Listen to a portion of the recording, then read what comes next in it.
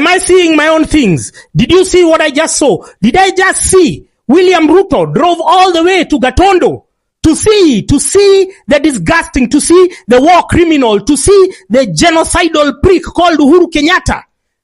The head of the Kenyatta family criminal enterprise. We are going through the current mess because of Uhuru, because Uhuru left the country with 9 trillion in debt, which nobody can show you what it did. Let me give you an example. If Rironi and Mau Summit was to be converted into a super highway, that whole cost would be 180 billion. If Mombasa Road was to be turned into a super highway, that whole cost would be 300 billion. I'm telling you figures that you can Google yourself right now.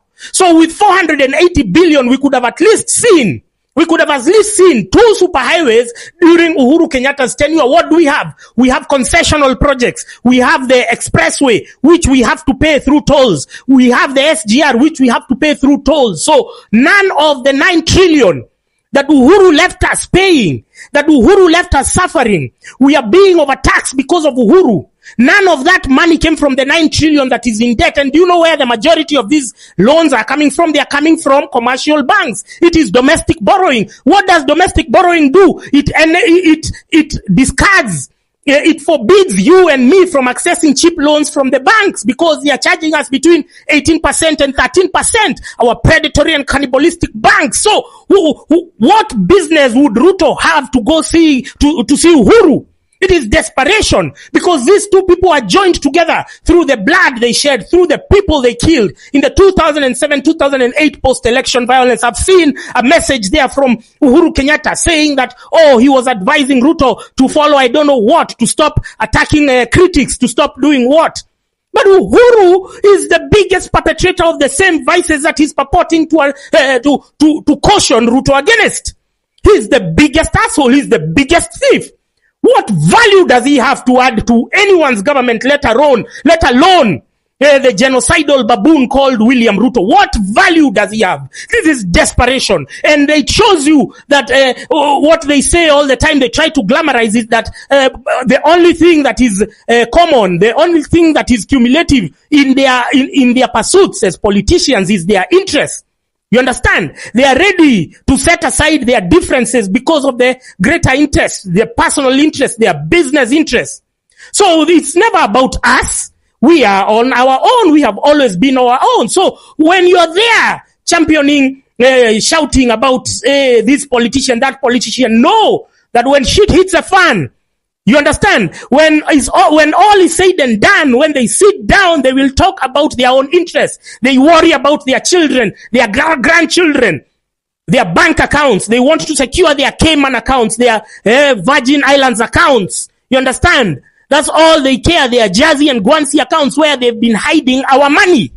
Uhuru Kenyatta is the biggest thug. What value would he have to Ruto? It's because they are united. Both of them are birds of the same feather. When it comes to killing people, they would gladly do it as long as they secure their personal and business interests. You understand? This is an example I'm showing you. You are seeing, first of all, it was Raila. Raila set aside, he was using people, his own protesters. They did maandamano, they died.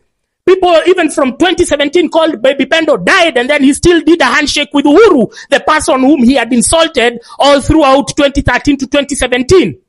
So politicians don't give a shit about you. Politicians don't care about you. We are on our own. So the next time you're told to go for maandamano, you go. Don't wait for a politician to tell you. Don't wait for anyone to tell you. It's our fight. It's our battle. This is our survival. If we don't rise to the occasion, these people are going to finish us. Uhuru and Ruto, it has been the worst combination in Kenyan history. If you look at the debt, if you look at the stalled project, if you look at the corruption, if you look at the deteriorating state of human rights, you understand? Uhuru there is saying that he has advised Ruto against arresting and antagonizing and persecuting critics, which is what Ruto has been doing at the Milimani law courts with select clique of judges. They get select magistrates who are going now to impose to us.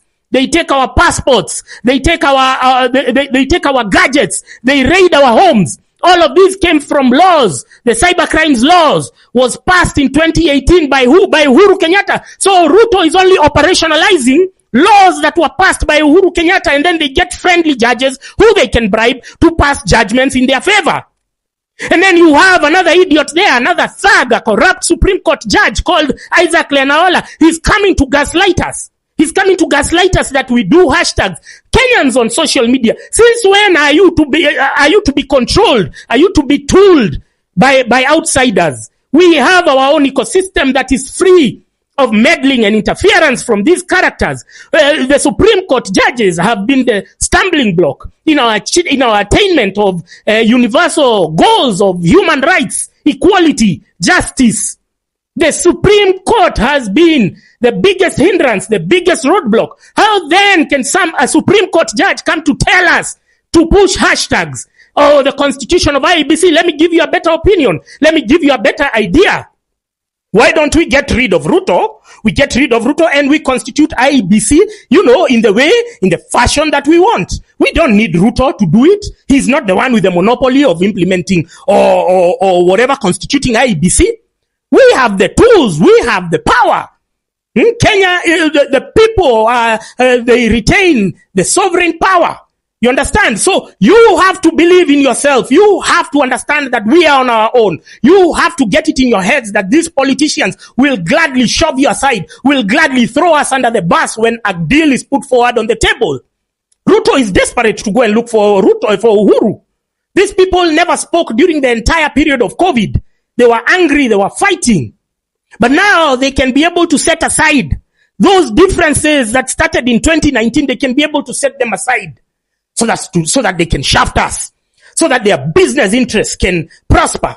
You understand? And the hints were there. You just were blind enough not to see them. You understand? You should have seen the NCBA CEO. He's called Gashora. He was saying rubbish. And I gave him a warning. I told him, you talk that rubbish again. We know where you live, my friend. He was there saying the economy is booming. It is booming because NCBA is one of the banks that has lent money to government. The money that we are paying, framed as domestic debt, which was not used for anything, we are paying extortionate interest rates because of a couple of banks. One of them is NCBA. One of them is Equity. One of them is KCB. Kenyans, the first phase of your revolution should have been to boycott these banks, to remove your money from these banks. You understand? So Uhuru, where the MD of NCBA had started doing forums with David Ndii and saying that the government is because they are lending money to government, money that they should be lending to you as individuals, to us as entrepreneurs, so that we can expand our businesses. Now they are giving it to government because they are assured that they are going to get their money back from government. What are you doing banking with those extortionists? What are you doing? Remove your money from those banks. Withdraw your money from those banks because you are feeding the very monster that is consuming you. You saw this last weekend, Chepsaita Marathon or Chepsaita Cross Country, which the patron is Farouk Kibet, who was one of the sponsors. It was Brookside Dairy. What business do you have drinking Brookside milk? Are you crazy? Are you mad? You are enabling your oppressors. You are enabling the people who have put us in the situation that we are in today. That they can go and meet without any honor or shame. That Uhuru is there purporting that he was advising Ruto. What rubbish. Unatubebanga aje wewe Uhuru. You think everyone is stupid. You think this is those COVID days when you had us by the chokehold, when you had us censored and you were speaking through your propagandists. Uhuru, we are tired of you even more than Ruto. We are here because of you. We are here. We are suffering because of you, Uhuru Kenyatta. You're shameless son of a poacher. Your behaviors that were genetically transferred to you from your fact in the head father, from your poaching mother. You are now entrenching them that you think now you're going to join together with Ruto. Let me tell you, we are going to get rid of Ruto.